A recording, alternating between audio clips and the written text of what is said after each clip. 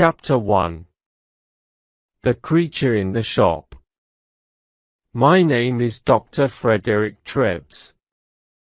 I am a doctor at the London hospital. One day, in 1884, I saw a picture in the window of a shop near the hospital. I stopped in front of the shop and looked at the picture. At first, I felt interested. Then I felt angry. Then afraid. It was a horrible, ugly picture. There was a man in the picture. But he did not look like you and me. He did not look like a man. He looked like an elephant. I read the writing under the picture. It said, "Come in and see the elephant man. 2 pence." I opened the door and went in. There was a man in the shop. He was a dirty man in an old coat with a cigarette in his mouth. "What do you want?" he asked. "I would like to see the elephant man, please," I said. The man looked at me angrily. "Well, you can't," he said. "The shop is closing now. You can come back tomorrow." "I am sorry," I said, "but I would like to see him now. I have no time tomorrow. I have a lot of work to do. But I can give you more than 2 pence. The man looked at me carefully. Then he took the cigarette out of his mouth and smiled with his yellow teeth. "All right, sir," he said, "give me 12 pence then." I gave him the money and he opened the door at the back of the shop. We went into a little room. The room was cold and dark and there was a horrible smell in it. A creature sat on a chair behind a table. I say a creature because it was not a man or a woman like you or me. The creature did not move or look at us. It sat very quietly on the chair in the cold, dark, dirty room and looked at the table. The creature had a cloth over its head because of the cold. On the table in front of it there was a dead flower. "Stand up," said the shopkeeper loudly. The creature stood up slowly. It took the old cloth of its head and put it on the chair. I looked at the creature and felt sad. I am a doctor, so I know a lot about accidents and ill people.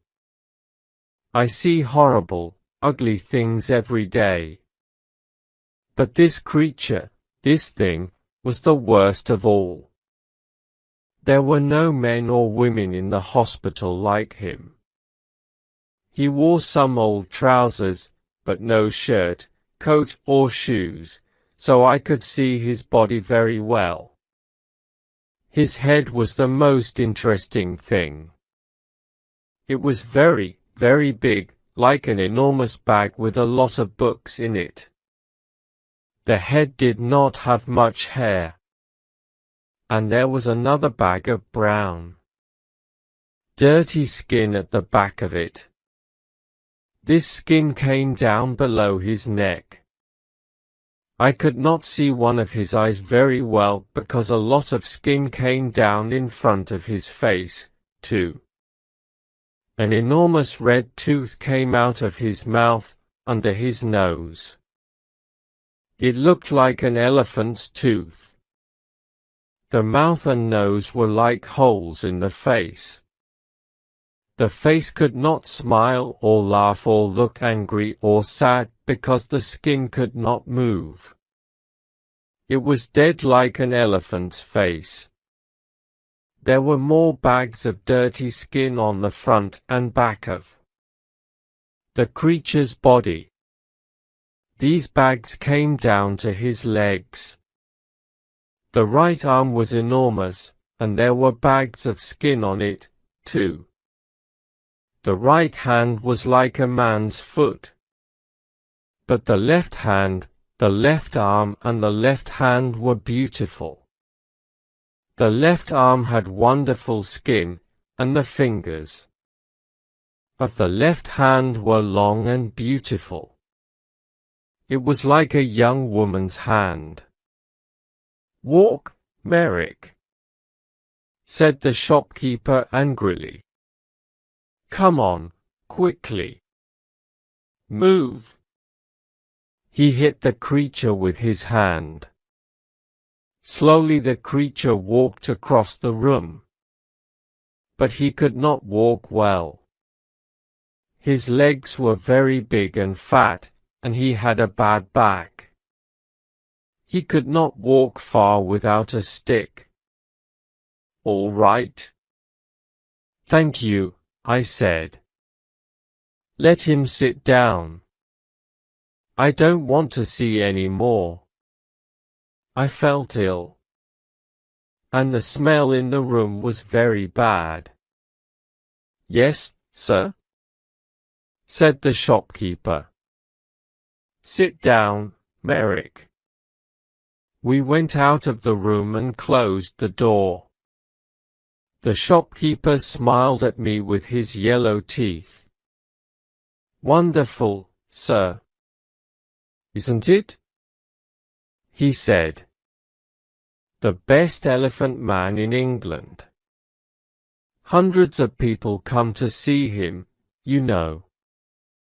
Hundreds. I take him all over the country, I do." "Yes." "Very interesting," I said. "Can I sit down?" "Yes, sir." "Of course. Here's a chair." He looked at me smiling. "Would you like a glass of water, sir?" "Yes, please," I said. Then I looked at the things in the dirty shop. There were 2 or 3 bad apples, and some old black bananas. That was all. No. "No, thank you. I'm all right," I said. Did you call the creature Merrick?" "That's right, sir. Joseph Merrick, the best elephant man in England. I take him all over the country, you know. Lots of people want to see him." "Yes, I see. Do you get a lot of money?" "Well, sometimes we do, sir." "Yes. But it's difficult, you see, sir, because of the police. The police don't like us, you see, sir. So we can't stay in a town very long. We usually move every week." "Yes, I see. Well, anyway, Mr. Silcox, sir, Simon Silcox." "Yes, well, Mr. Silcox, I'm a doctor at the London hospital. My name is Dr. Treves.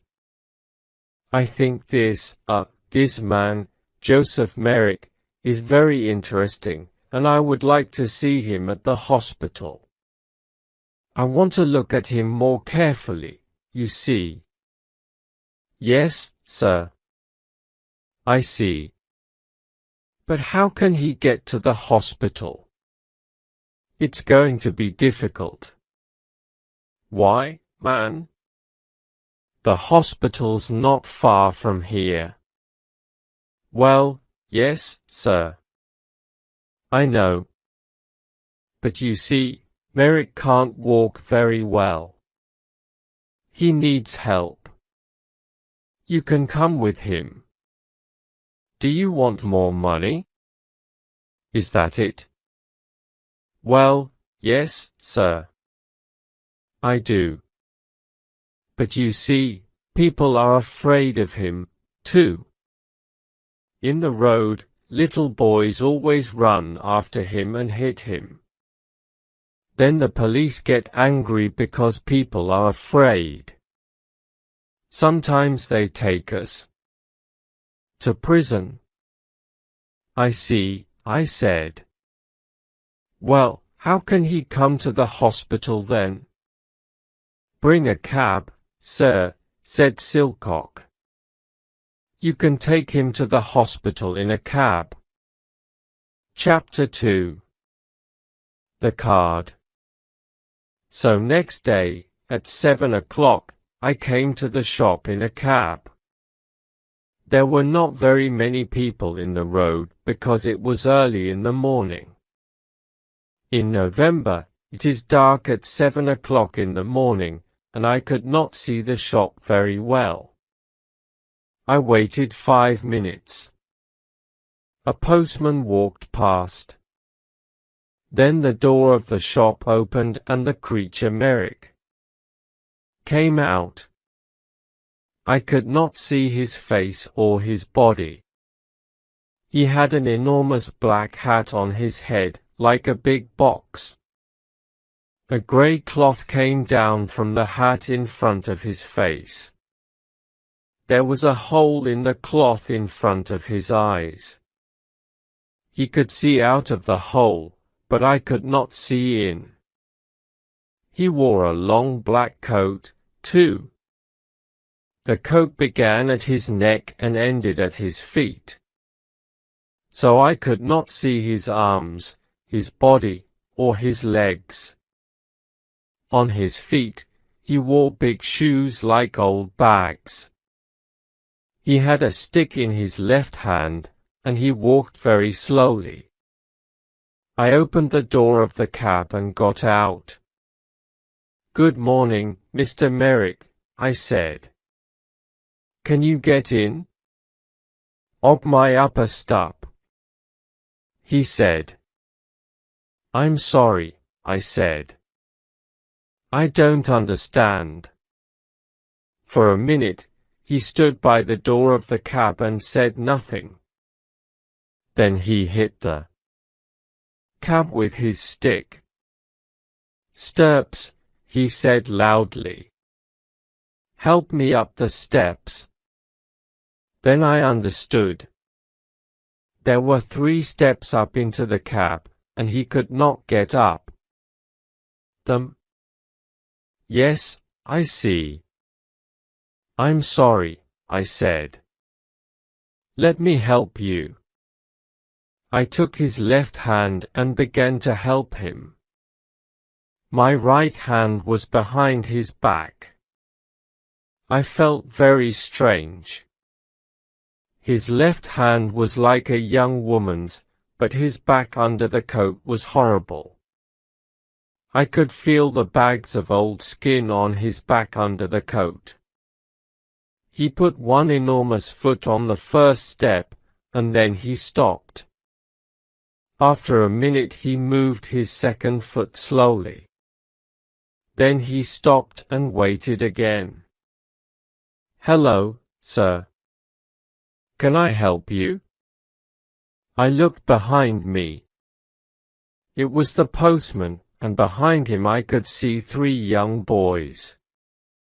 One of the boys laughed. The postman smiled. "Is the gentleman ill?" he asked. I thought quickly. "Yes, but this is a lady, not a gentleman. I'm a doctor, and she's ill. Take her hand so I can help her better."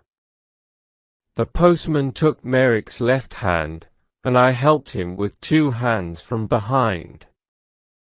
Slowly, very slowly, Merrick went up the steps and into the cab. One boy was very near the cab. He called to his friends, "Come and see this, boys.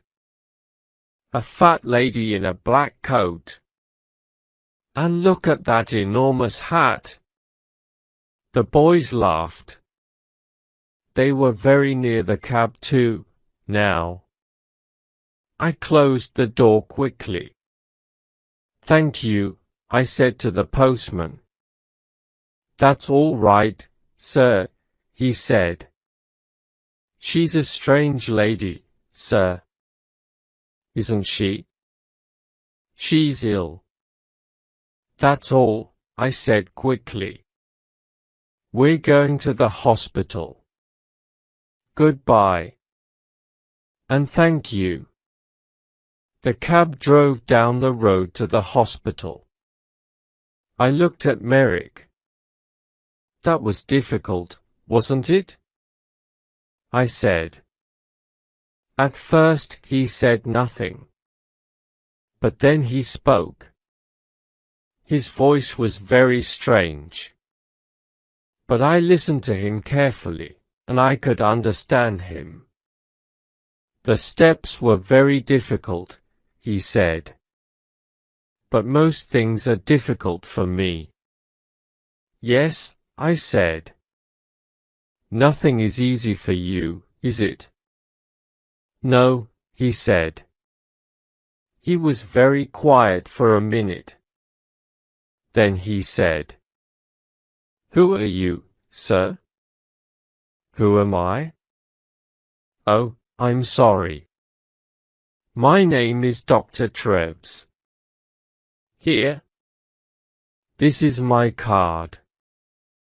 I gave him a card with my name on. Then I thought, that was no good. This man can't read. But Merrick took the card and looked at it very carefully.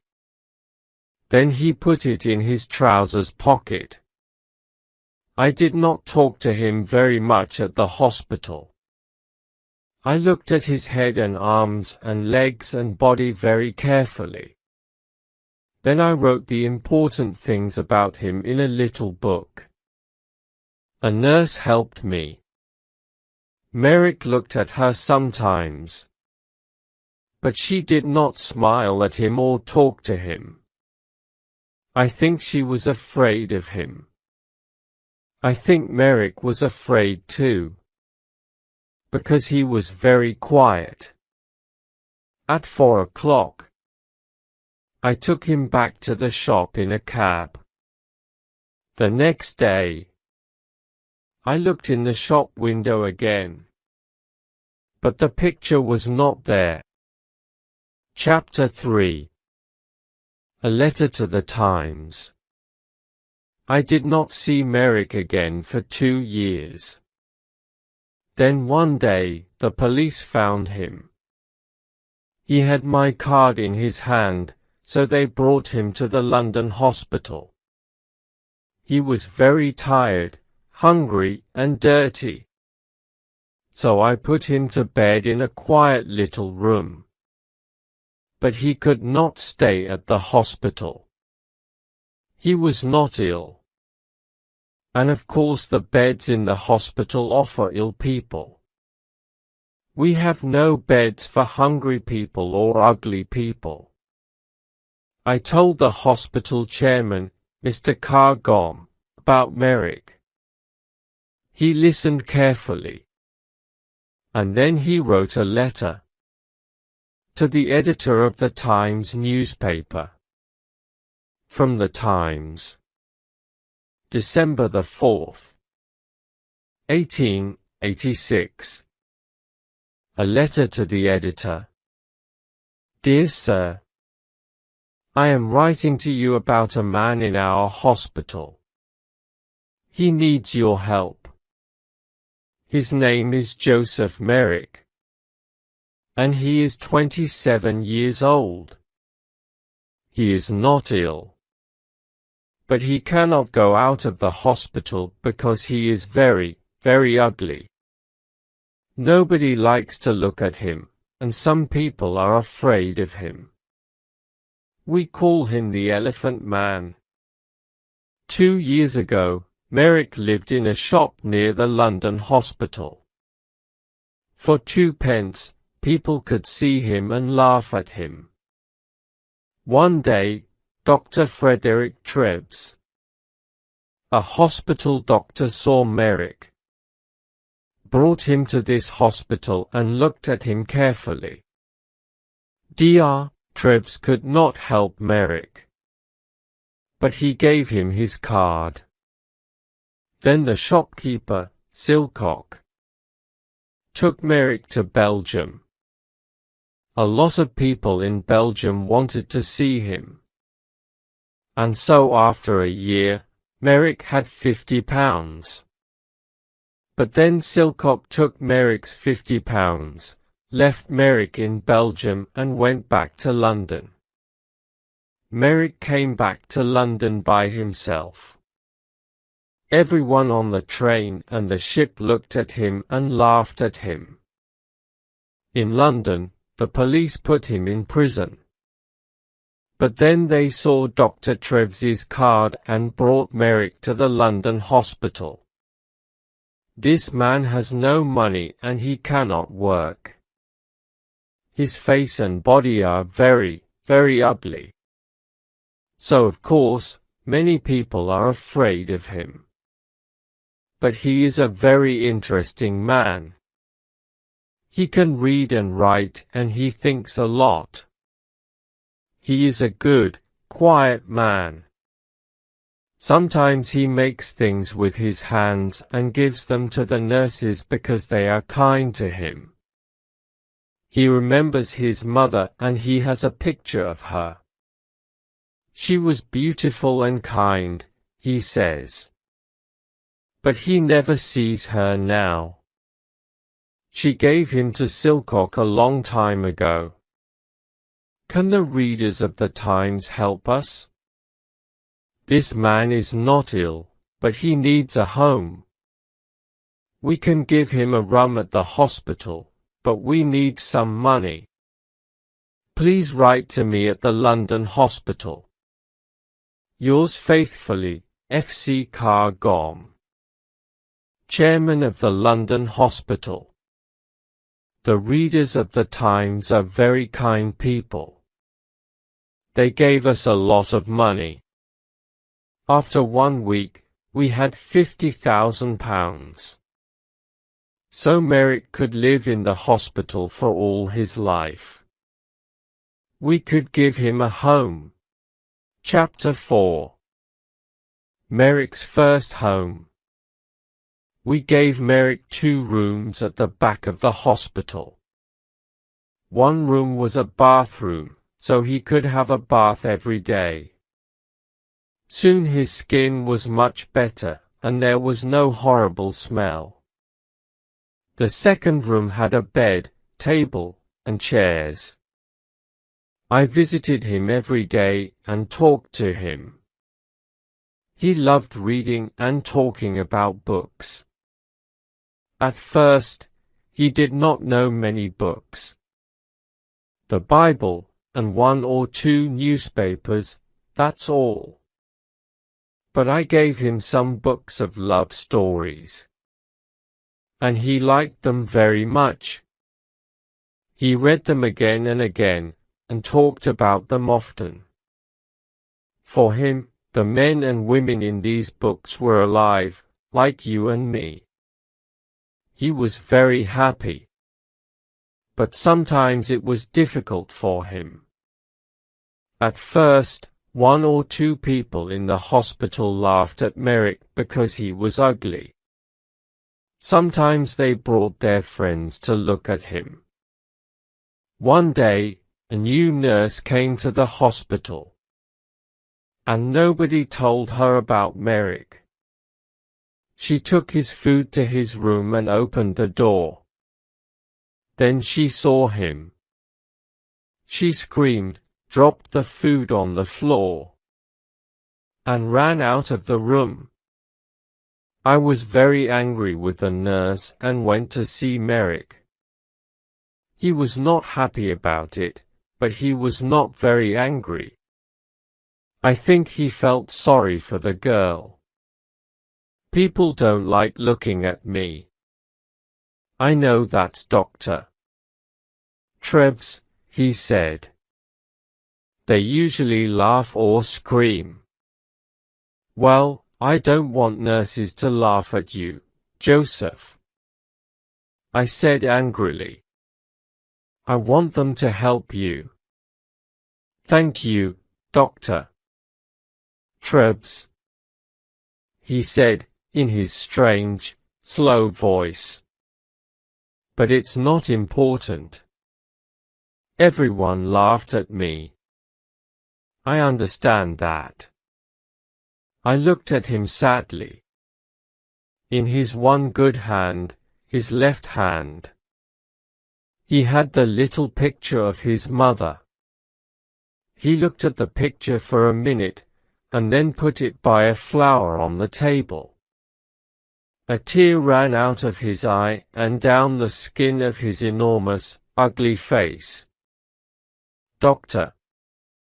Trebs, he said slowly. You and the nurses are very kind, and I'm very happy here.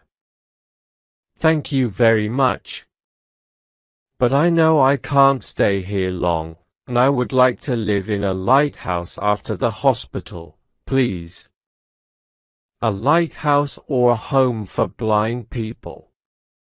I think those are the best places for me. What do you mean? I asked.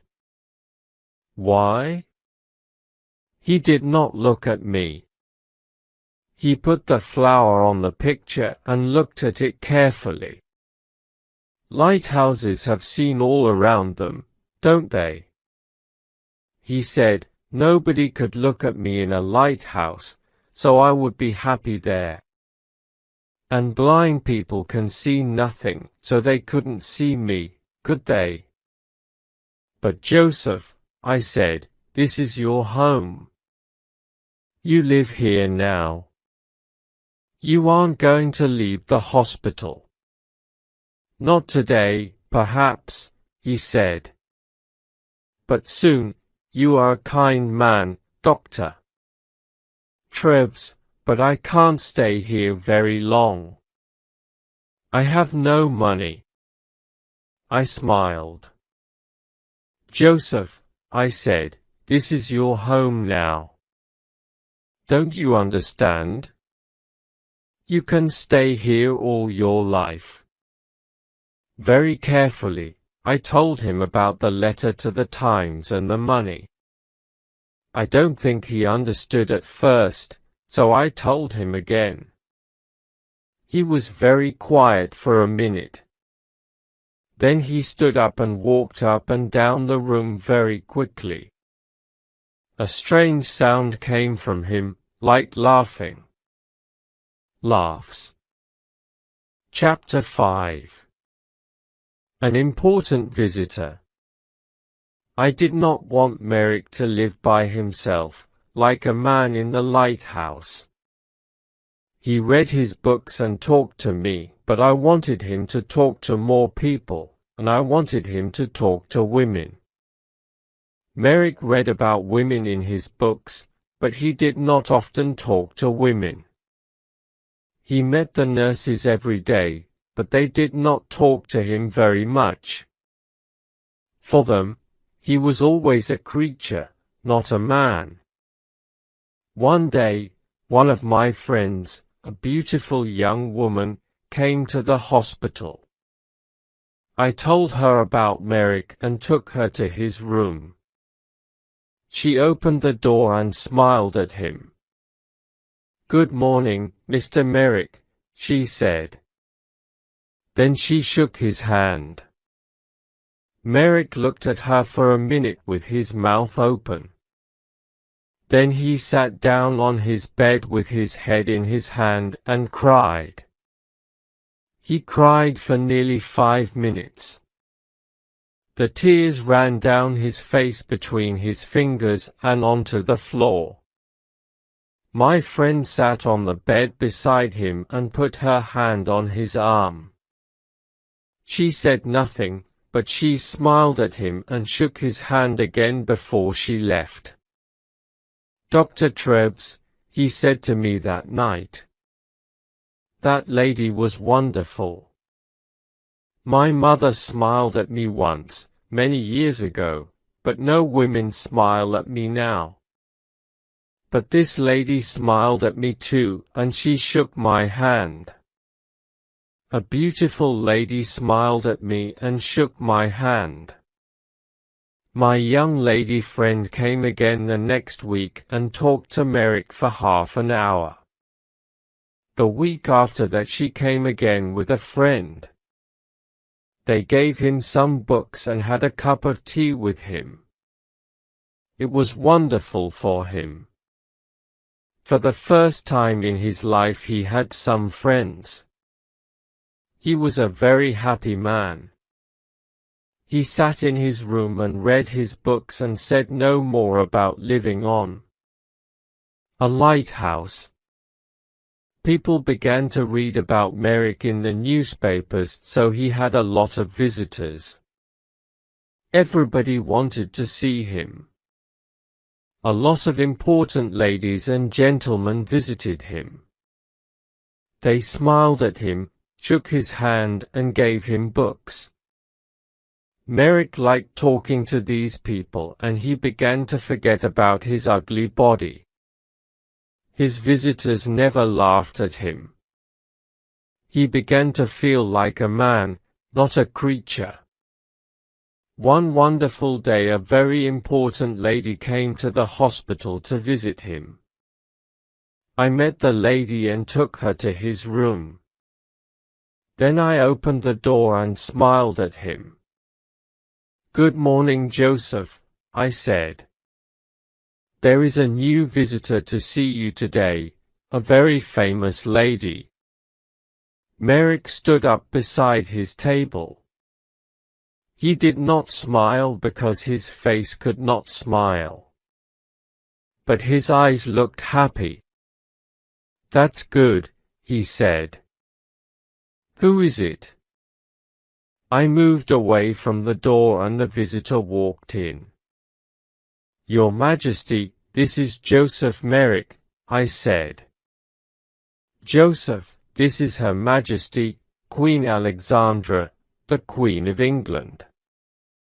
Queen Alexandra smiled at him. "How do you do, Mr. Merrick?" she said. "I'm very pleased to meet you." Then she shook his hand. Merrick did not move. For nearly half a minute he stood and looked at her with his mouth open. Then he spoke in his strange, slow voice. How do you do, Your Majesty?" he said. But I don't think the Queen understood him because he tried to get down on his knees at the same time. It was very difficult for him because of his enormous legs. "No, please, Mr. Merrick, do get up," said the Queen. "I would like to talk to you. Can we sit at your table?" Yes, of course," he said. They sat at the table. She took his left hand, the good hand, in hers. She looked at the hand carefully and then smiled at Merrick again. "I often read about you in the newspapers," she said. "You are a very interesting man, Mr. Merrick. You have a very difficult life, but people say you're happy. Is it true? Are you happy now?" "Oh, yes, Your Majesty." "Yes," said Merrick. "I'm a very happy man. I have a home here now and friends and my books. I'm happy every hour of the day." "What a wonderful story," she said. "I'm very pleased to hear it. Now, tell me about your reading. I see you have a lot of books here." "Oh, yes, Your Majesty. I love my books," said Merrick. And for nearly half an hour, they sat and talked about books. The Queen gave him a little book and some red flowers before she left. After her visit, Merrick began to sing. He could not sing easily, of course, because of his mouth. But all that day, there was a strange, happy noise in his room. He looked at the flowers carefully and put them on his table. He had many visits from the Queen, and at Christmas she sent him a Christmas card. Windsor Castle, the 20th of December, 1888. Dear Joseph, here is a small Christmas present for you. I think it looks like me, doesn't it? I do like visiting you very much, and I am going to come to the hospital again in the new year. Happy Christmas, your friend, your friend. Your friend, Alexandra. The present was a picture of Queen Alexandra with her name on it. Merrick cried over it and put it carefully by the bed in his room. Then he sat down and wrote a letter to the Queen. It was the first letter of his life. The London Hospital, 23rd of December, 1888. My dear Queen, thank you very, very much for your wonderful card and the beautiful picture. It is the best thing in my room, the very best, the most beautiful thing I have. This is the first Christmas in my life and my first Christmas present. Perhaps I had a Christmas with my mother once, but I do not remember it. I have my mother's picture too, and she is beautiful like you. But now I know many famous ladies and kind people like Dr. Trebs, and I am a very happy man. I am happy too, because I am going to see you in the new year. Happy Christmas to you, my dear friend, with all my love and love. My love, Joseph Merrick. Chapter 6. Outside the hospital. Merrick had a lot of friends now, but he was more like a child than a man.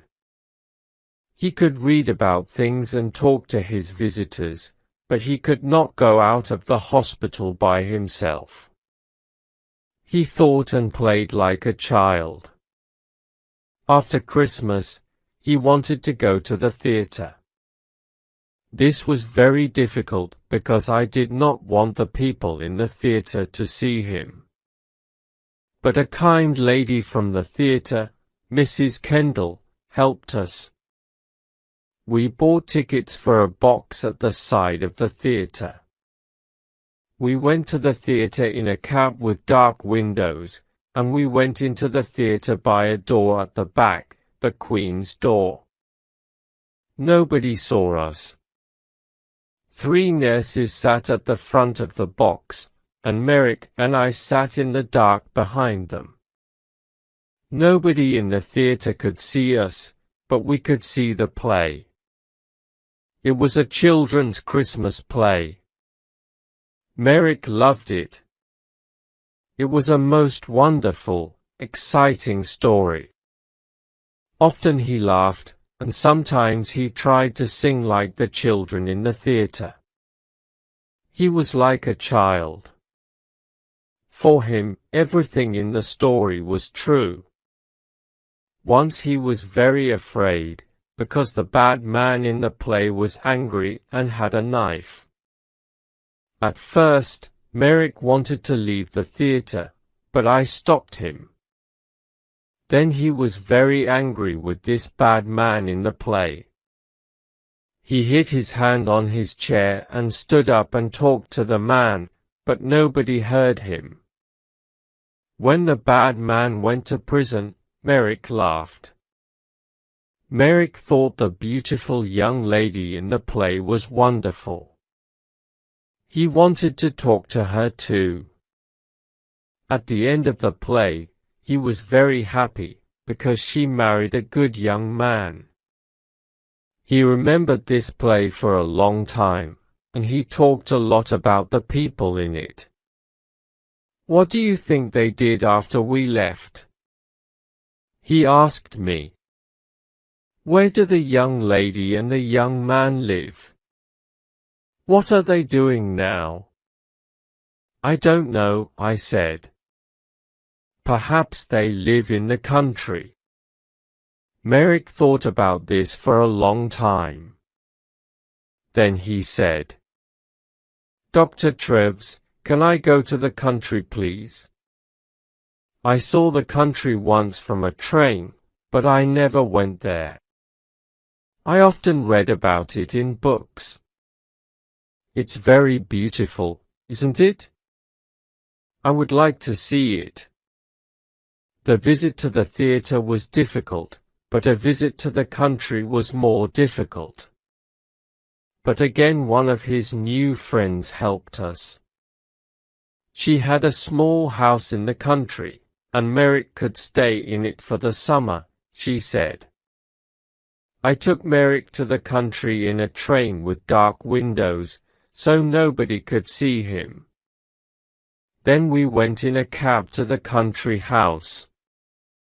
There were a lot of trees near the house, but no people lived near it. A countryman brought food to the house every day, but no people came near it. I stayed with him that night. At night it was very dark and quiet. In the morning hundreds of birds sang in the trees, and everything outside the house was green. Merrick walked under the big trees, looking at things happily, and singing his strange song. I went back to London, but Merrick stayed there for 6 weeks. He was wonderfully happy. Every week he wrote me a letter. Apple Tree House, West Wickham, Berkshire, the 21st of July, 1889. Dear Dr. Treves, I had a wonderful day again today. It was very warm, so I walked under the trees and sat by a stream. The water in the stream made a beautiful noise, like singing. Did you know that? I listened to it for 2 hours. Lots of little birds came near me. One had a red body in front and a brown back. I gave it some bread, and it sat on my hand. A lot of birds are my friends now. I watched the fish in the stream too. They were very exciting because they moved very fast. 1 minute they were there, and the next minute I couldn't see them. But I waited quietly, and they always came back. I put my hand in the water, but I couldn't touch them. I met a big dog yesterday. It made a very loud noise, but I was not afraid. I sat down quietly and looked at it, and it came and smelt my hand. I saw it again today and gave it some bread. It likes me now. I am going to put some flowers from the country in this letter. There are hundreds of flowers here. Did you know that? I like the little blue ones best, but they are all beautiful. I have lots of them in my room. I give them water every morning. Little flowers are very thirsty, you know. I am very happy here, Doctor, but I want to see you again soon too. With love from your friend Joseph Merrick. At the end of the summer he came back to London. He was very well, and his skin looked much better. He talked about the country a lot, but he was happy to see his friends and his books again too. Chapter 7. The Last Letter. Then I saw that the skin on his face was blue, so I knew he was dead.